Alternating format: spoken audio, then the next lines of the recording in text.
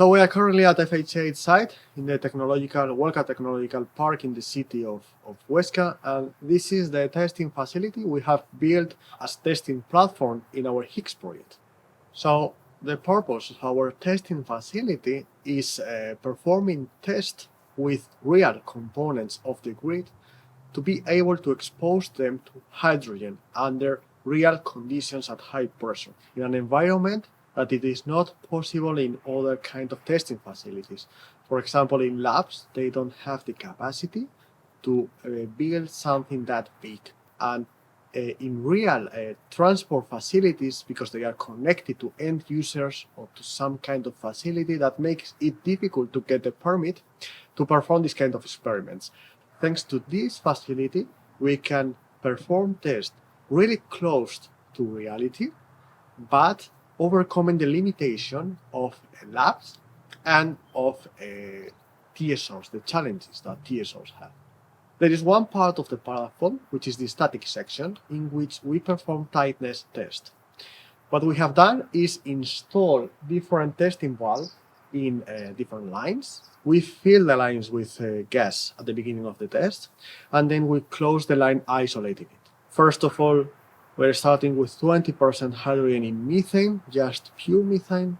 In a second campaign, we are including to this blend some impurities of hydrogen sulfide and CO2 to approach to a real natural gas.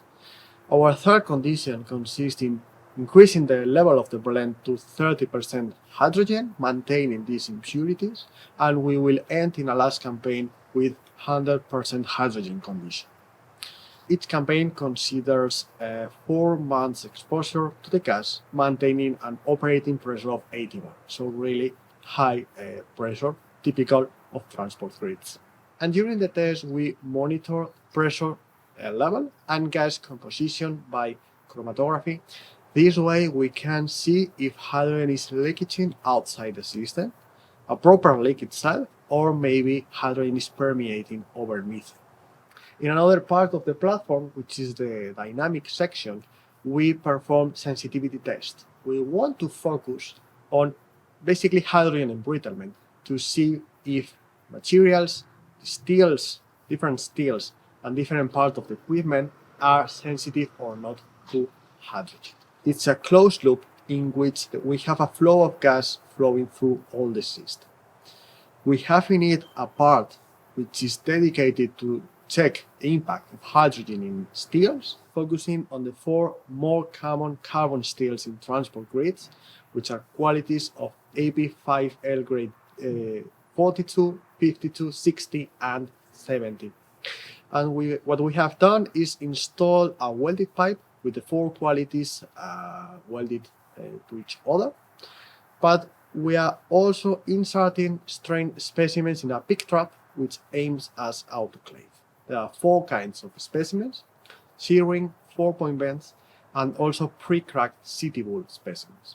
And finally, the last part of our testing facility is a separation prototype based on membrane technology that is thought to deal with potential customers that wants to remain connected to the grid when a blend scenario takes place. What we do is feed constantly a blend of 20% hydrogen in methane at high pressure, at 80 bar. We feed it to this separation prototype, and the blend is separated into 2 streams: a permeate stream obtained at low pressure, rich in hydrogen, and a retentate stream, which is rich in methane and obtained at high pressure near to the feed pressure.